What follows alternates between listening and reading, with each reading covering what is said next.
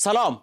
در شرایطی که افغانستان در حال عبور از یک دوره حساس سیاسی و اجتماعی است، نقش اقوام و مذاهب مختلف در تقویت همبستگی ملی و ایجاد ثبات پایدار بیش از هر زمان دیگری اهمیت یافته است. جامعه تشیع به عنوان بخش تاثیرگذار از بافت اجتماعی کشور همواره در عرصه‌های مختلف علمی، فرهنگی و اقتصادی حضور فعال داشته و تلاش کرده است در چارچوب منافع ملی نقش سازنده داشته باشد. به همین دلیل موضوع تعامل میان جامعه و ساختارهای حاکمیتی به یکی از محورهای مهم گفتگو تبدیل شده است که تعامل می تواند زمینه ساز مشارکت گسترده تر، تقویت اعتماد متقابل و حرکت به سوی آینده باثبات‌تر باشد. در این برنامه با رئیس کمیسیون عالی شیعیان افغانستان آقای استاد محمد علی اخلاقی درباره وضعیت کنونی، فرصت‌ها و انتظارات این جامعه و راهکارهای تقویت تعامل و همکاری بیشتر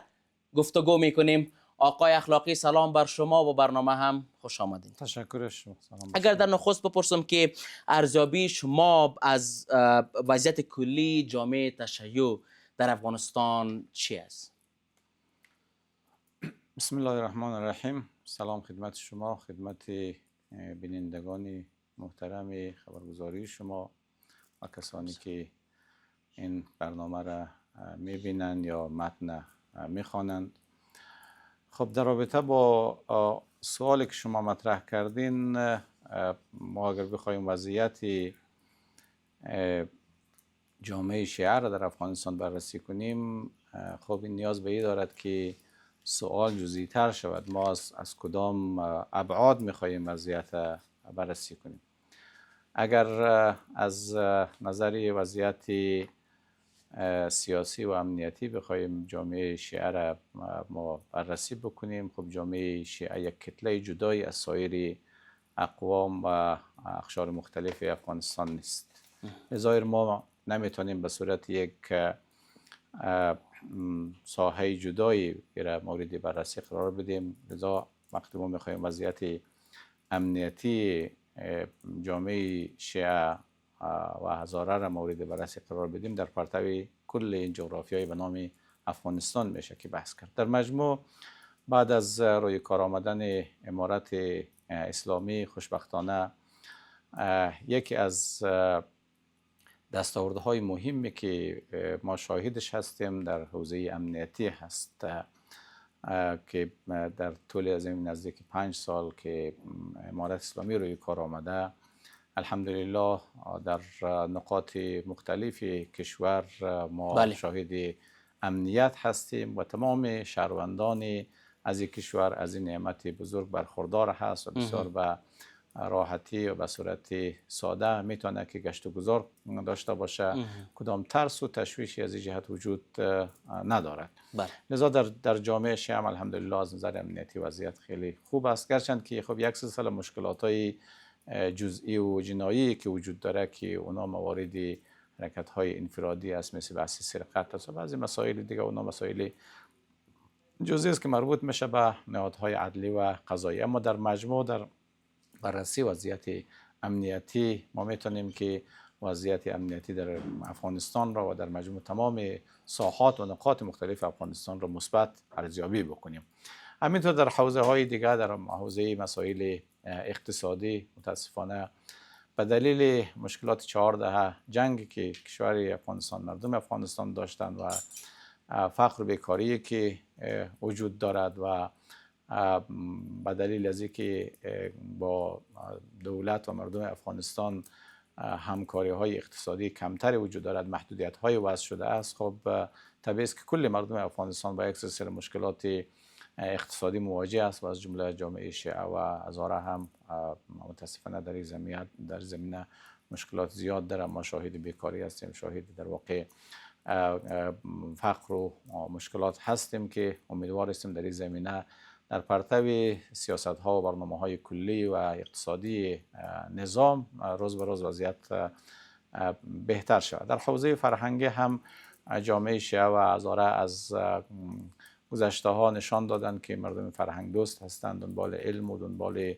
دانش، دنبال نظم و آرامش هست که در این قسمت هم خوشبختانه جای یک خوشبختی هست که همه مردم افغانستان به دنبال علم و دانش و به دنبال افزایش سطح آگاهی باشه و طبیعی است که در هر کشور که علم و دانش توسعه پیدا کنه اساس پیشرفت در پیشرفت در واقع علمی هست، در توسعه علمی و آگاهی هست. بله. آقای اخلاقی، آیا هر شیعه افغانستان از حق مسلم خود برخوردار است فعلا؟ خب در این زمینه عرض می است که در یک کشوری که در او کشور کثیر الفرهنگی یا کثیر القومی هست یا جامعه کثیر القومی و کثیر الفرهنگی، وقتی میتونه که جامعه و کشور یک مسیری رشد و ترقی خود را بپیماید که همه آحاد ملت و همه اعضای کشور، همه شهروندان از کشور از حقوق مساوی برخوردار باشد در موارد مختلف.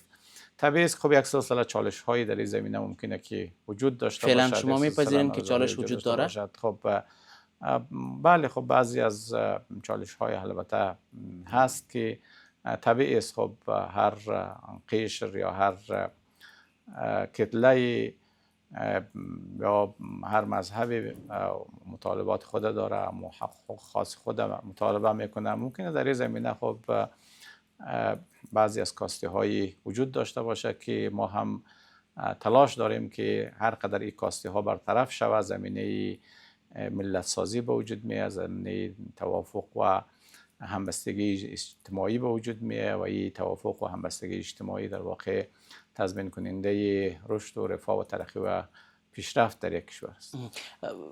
جناب اخلاقی، شما به عنوان یک فرد شیعه افغانستان یا هم نماینده شیعه های افغانستان از حکومت امارت اسلامی چقدر راضی هستین؟ خب بستگی داره در کدام عرصه ما بخوایم. خب اگر در کل بگویم، اگر ما همیشه در صحبت هایی که داشتیم هم به این مسئله اشاره کردیم که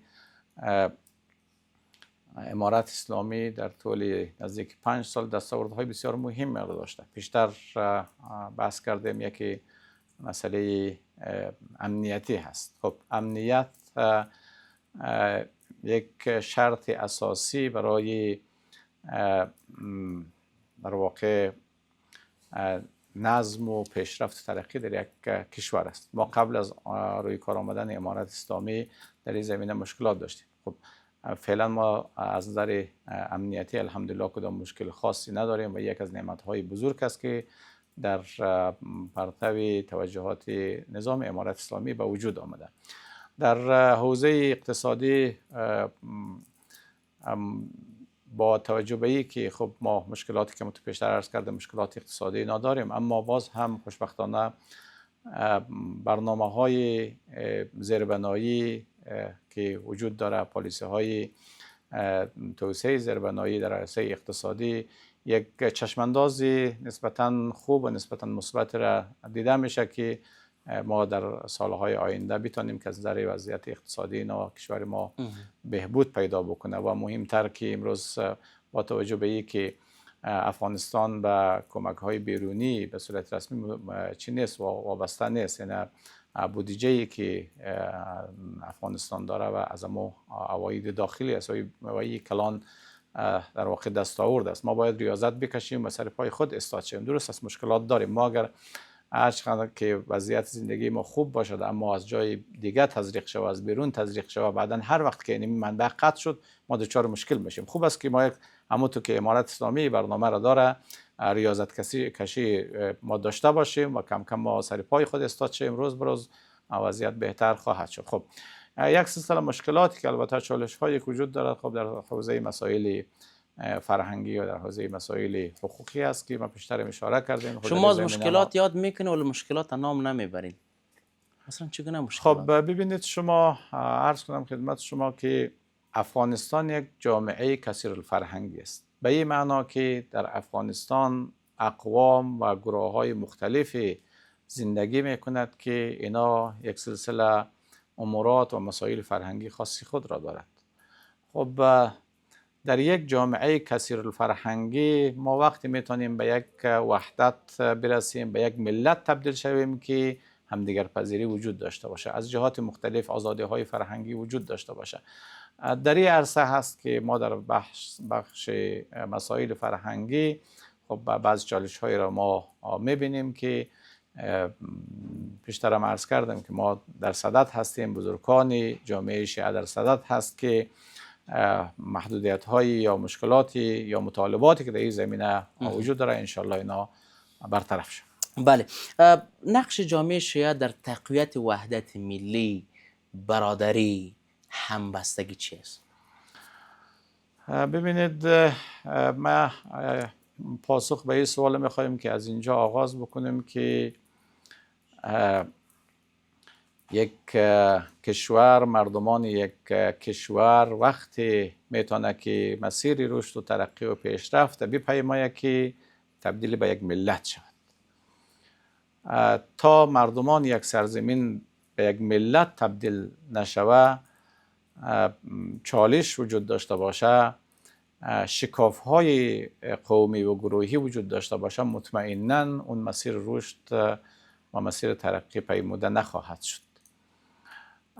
در رسیدن به یک ملت واحده عناصر مختلفی وجود دارد که یک از عناصر مهم ملت شدن بحث همدیگر پذیری هست. ما تا همدیگر پذیر نباشیم، تا همدیگر قبول نداشته باشیم، تا آنچه که برای خود میخواهیم برای دیگرها هم نخواهیم، ما به یک ملت تبدیل نمیشیم. و نقش جامعه شیعه چی است در این مورد؟ و مردم جامعه شیعه و هزاره در طول تاریخ همیشه خواسته که زندگی مسالمت آمیز داشته باشه، همیشه به دیگر اقوام و گروه های مختلف احترام داشته است و هیچ وقت هیچ تعرضی و هیچ مثلا اعتراضی نسبت به بقیه نداشته است و برای همه حق و حقوق قائل بوده و حق و حقوق محترم شمرده.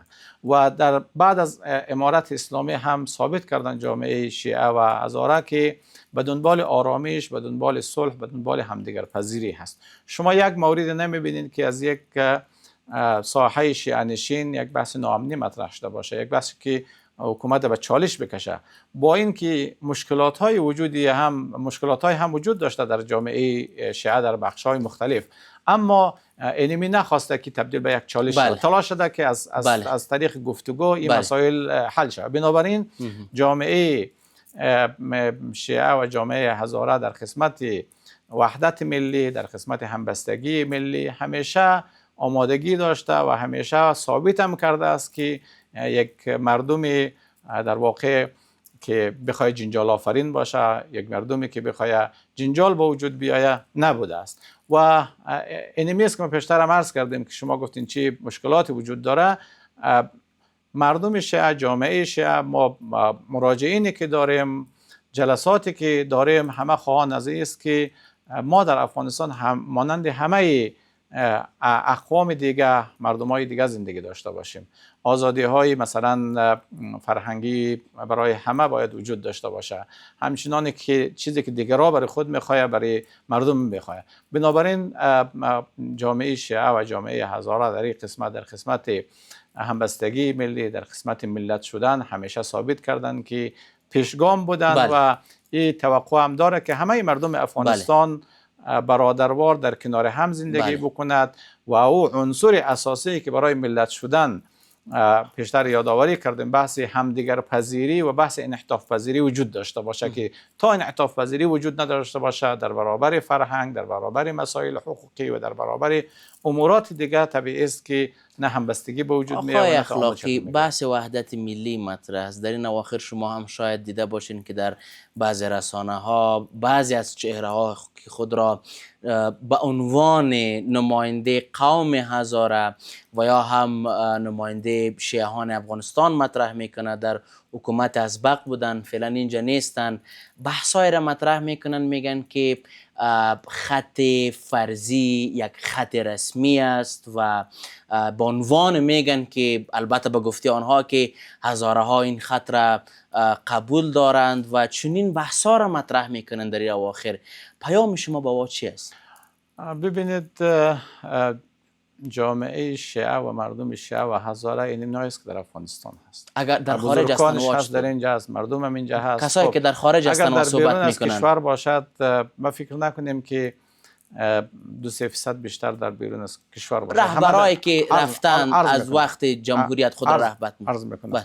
خب همه در اینجا حضور داره، کس را هم به عنوان سخنگوی نماینده نگرفته. جامعه شیعه نمی هست، بزرگای خود داره، در داخل همکاری های داره، در با امارت اسلامی همیشه از نظام شما واره باعث نماینده جامعه شیعه قبول دارین؟ ببینید کسایی که در بیرون اظهار نظر میکنه او یک نظریه خود مطرح میکنه. خب هر کس آزاد نظریه خود مطرح میکنه. نمایندگی نه از کدام قومی میتونه، نه از کدام کتله، نه از کدام مذهبی است. شما نظریات واره رد میکنین؟ ما بحث ما است که به خصوص در مسئله خط دیورن و امثال ذالک اینا از مسائل کلان یک کشور، یک ملت است. در این قسمت باید ملت تصمیم بگیره. مشخصا در مورد خط دیورن ایرا فرد نمیتونه تعیین تکلیف بکنه. یکی یک کسی نظر خود را مطرح میکنه. اگر مثلا واکنش شما داشته باشین به گفتنی های از وا، چی واکنش؟ خب ما عرض کردم دیگه، واکنش ما همی است که صحبت هایی که مطرح میشه خب نظریات شخصی است. حالا این نظریات شخصی مبتنی بر هر چی است و بحث جدا هست، ولی در این مسائل کلان سیاسی و پالیسی های مهم و اساسی و استراتژیک یک کشور این مردم است که تصمیم میگیره. این نظریه را شما تایید میکنین یا رد میکنین؟ عرض کردم که بستگی این ارتباط میگیره با تصمیم نظام که فعلا همه مردم افغانستان تحت این در سایه این نظام زندگی میکنه و مردم چی هست و مردم افغانستان هست. ما اگر یک مورد را هم مطرح بکنیم نه به نمایندگی از کسی میتونیم مطرح بکنیم. شما رئیس کمیسیون هستین و خود را نماینده مردم هزاره افغانستان میگین. در این مسائل شما مهم است در این مورد. در مسائل اساسی و در مسائل کلان و مصالح عمومی این کل مردم تصمیم میگیره. ما اگر صحبت هم میکنیم در موارد حقوقی و یک سلسله مسائل اجتماعی اینا هست و رد میکنین اون مسائل را که از بیرون رهبرایی عرض کردم در مسائل کلی ما اگر بخوایم چیز رو صحبت بکنیم باید مشوره بکنیم، مشوره مردم خود بگیریم تا او زمان با نمایندگی از مردم صحبت بکنیم. تا ما نتونیم با مردم مشوره بکنیم چیز رو ما گفتن نمیتونیم. کسایی که بیرون هستن نمیخوایم نامشان ببرم، جوانان شیعه یا جوانان هزاره را تشویق میکنن که برخلاف حکومت امارت اسلامی ساده شوند یا هم خط فرضی را به عنوان خط رسمی بشناسن. در این مورد اگر شما نظر داشته باشید. ببینید دو نکته را میخوایم که ما یادآوری کنیم. نکته اول این که پیشتر هم گفتیم که مردم شیعه و هزاره در افغانستان هست. 99% بیشتر در افغانستان حضور دارد و رهبرایشان هم اینجا هستند. خودشان تصمیم میگیرن و رهبرایشان هم اینجا هستند. بله و در طول 5 سال نشان دادن که از این نظام حمایت کردند، در کنار از این نظام بودند، دنبال نظم هستند، دنبال صلح و امنیت و آرامش و پیشرفت. یک مورد. مورد دوم چیزی که شما میگید از بیرون میخواد تحریف بکنه هیچ اثرگذاری نداره. عرض کردم مردم خودشان بر اساس مسائل و وضعیت و شرایط تصمیم میگیره. ممکنه کسایی در بیرون بنا به هر دلیل اظهارات بکنه، نه نمایندگی از مردم میتونه، نه رهبر مردم تصمیم گیرنده هستند. خب ممکنه به عنوان یک رهبر بودن، یک شخصیتی است که یک تعداد قبولش داره. ممکنه به عنوان یک شخص کلان قبول داشته باشه. شما قبولش دارین؟ ما به عنوان یک شخصیتی که در طول دوران جهاد همه کسانی که بوده قبول داریم، ولی یکی او تاثیرگذار باشه طبق هدایات از اونا مردم عمل بکنه چنین چیزی وجود نداره. عرض کردم که در افغانستان، در داخل افغانستان مردم خودشون تصمیم گیرنده هستند. در طول 5 سال هم نشان دادن. در بیرون هر قدر مردم شعار بده که علیه نظام شما مثلا حرکت بکنید، نظام درست است، مردم خودشون تصمیم میگیره. او صحبتایش تاثیرگذار نیست.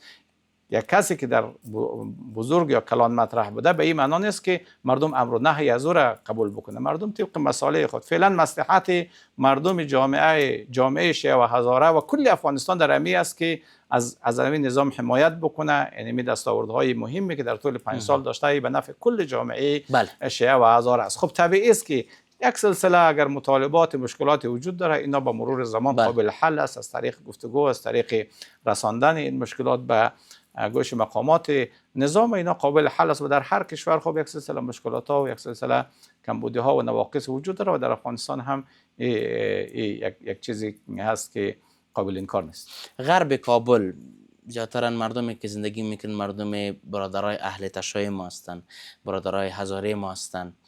امنیت غرب کابل رو شما چگونه ارزیابی میکنین؟ در اواخر گزارش های، البته در رسانه های اجتماعی رسمی چیزی نیستن، که امنیت غرب کابل برهم خورده است، سرقت زیاد است، دزدی زیاد است، یا هم سایر موارد است. آیا شما غرب کابل را امن میدانید؟ خب در مجموع ما پیشترم یادآوری کردیم که یک از دستاوردهای مهم این نظام آوردن امنیت هست. همه مردم افغانستان از امنیت برخوردار هست. خب غرب کابل هم جدای از سایر ساحات و مردمان افغانستان نیست. خب یک سلسله مواردی که شما اشاره کردین شاید در جاهای دیگه هم باشد که ما خبر نداشته باشیم، ولی در غرب کابل در این اواخر بعضی مسائل جزئی، یک سلسله سرقت‌های اینا خب وجود داشته که در این قسمت نهادهای مربوطه، نهادهای عدلی و قضایی اینا تلاش دارند و تلاش میکنه که جلوی این نابسامانی ها گرفته شد. اگر بیم بحث را مطرح بکنیم از کمیسیون شما، از ایجاد کمیسیون چقدر وقت میشه؟ فعالیت‌هایش چطور است و تا به حال به کدام شکایات شما رسیدگی کردیم؟ خب ببین، از وقتی که امارت اسلامی روی کار آمد از حدود 5 سال قبل، یک تعداد از بزرگای جامعه شیعه و هزاره که اینا در کابل بودن و نخواستن در بیرون بره، خب جمع شدن و یه آدرس را ایجاد کردن. ما جلساتی که داشتیم با بزرگان امارت اسلامی و گفتیم ما آمادگی داریم برای همکاری با این نظام، لذا بر اساس مشوره هایی که صورت گرفت کمیسیون ایجاد شد. تقریبا بعد از چند ماه بعد از تحولی که پیش آمد و بیشتر از 2 سال میشه که کمیسیون رسمی شده است، همکار هست با با امارت اسلامی و فلسفه شکلگیری کمیسیون هممی بوده که یک مدیریت شود جامعه شیعه و هزاره در راستای همکاری با نظام و در راستای حفظ نظم و آرامش، و کسایی که در بیرون است اینا نتانه که چالش به وجود بیاره، اینا نتانه که نفوذ کنه. به می خاطر کمیسیون ایجاد شده. کمیسیون هم در عرصه های مختلف فعالیت های داشته است که یک از حوزه های فعالیت کمیسیون بحث ارتباط با مقامات و در واقع به عنوان یک پل و به عنوان واسطه بین بدنه جامعه شیعه و هزاره و امارت اسلامی و مقامات امارت اسلامی بوده. ملاقات های متعددی ما در طول این سالها داشتیم، چالش ها و مشکلاتی که مردم داشته و مطالباتی که داشته ایره به گوش بزرگان امارت اسلامی رساندیم و تلاش کردیم که مدیریت شود کل جامعه و بخصوص جامعه شیعه و هزاره که از نظم و از امنیت و از دستاوردهای امارت اسلامی حمایت شد.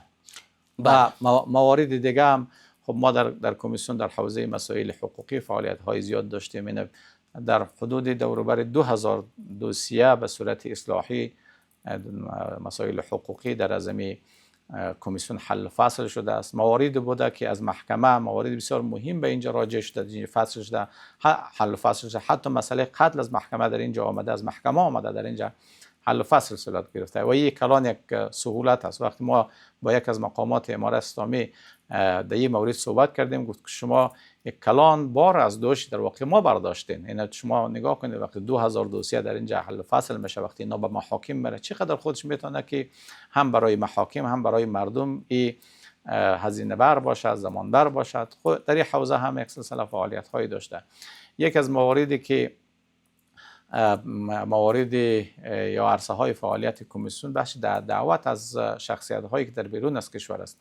از طریق کمیسیون نزدیک 100 نفر ما کسانی که در بیرون از کشور هستند، تاجرین ملی یا کسایی که در ادارات دولتی بوده، از معینای وزارتخانه گرفته تا مثلا رئیسا تا کسارانوال و امثال ذالک از طریق کمیسیون دعوت شده اینا و معرفی شده و اینا فعلا زندگی امن و آرامی دارد. و همینطور در بعضی مسائل و مشکلاتی که مردم دارشون مستقیم ممکنه که اگر رسیده نتانه به یک آدرس و یک اداره از طریق کمیسیون یا عریضه شده، از طریق مکتوب یا خود ما مراجعه کردیم، مشکلات مطرح کردیم، مشکلات فردی بوده، مشکلات اجتماعی بوده. در این عرصه ها کمیسیون فعالیت داشت. آقای اخلاقی، مردم افغانستان و برادران شیعه و هزاره ما شما را میبینن؟ پیام اگر داشته باشین. خب ببینید، مردم افغانستان، جامعه افغانستان از اختلاف، از جنگ، از نابسامانی هایی که بر اساس 14 جنگ در کشور به بار گذاشته است، به دنبال داشته است، مهاجرت هایی که از صورت گرفته است، فرار مغزهایی که صورت گرفته است، فقر و مشکلاتی که ما داریم، اینا همه ریشه در کجا داره؟ ریشه در اختلاف داره، ریشه در واقع بی‌سوادی داره. ما پیامی که برای مردم افغانستان، برای جامعه افغانستان داریم این است که اگر میخواه که به یک زندگی آرام برسه، اگر میخواه که به یک مسیر پیشرفت و ترقی در حرکت باشه، راهش این است که همه متفق دست به دست همدیگر داده به دنبال اختلاف، به دنبال ایجاد چالش نباشند، در کنار نظامی که فعلا موجود هست، در سایه نظام امارت اسلامی از این نظام حمایت بکنند تا ما به یک مسیر درست انشالله در حرکت باشیم، در سایه اختلاف، در سایه کشمکش و در سایه چالش ما به جایی نمیرسیم و به نتیجه نمیرسیم. هر جنگ را، هر اختلاف را پایانش صلح هست. ما امیدوار هستیم که شاهد روزی باشیم که همه اقوام و همه مردم افغانستان به صورت برادر و برابر در کنار هم باشند و در مسیر ترقی و رشد فعالیت‌های دست جمعی داشته باشند. آقای دکتر محمد علی اخلاقی، رئیس کمیسیون شیعیان افغانستان، از حضورتان در برنامه بسیار زیاد سپاسگزار هستم. تشکر از وقتتان. تشکر از شما. بیننده های عزیز، برنامه ما در همین جا به پایان رسید. تا دیدار دیگر شما را به الله پاک می سپارم.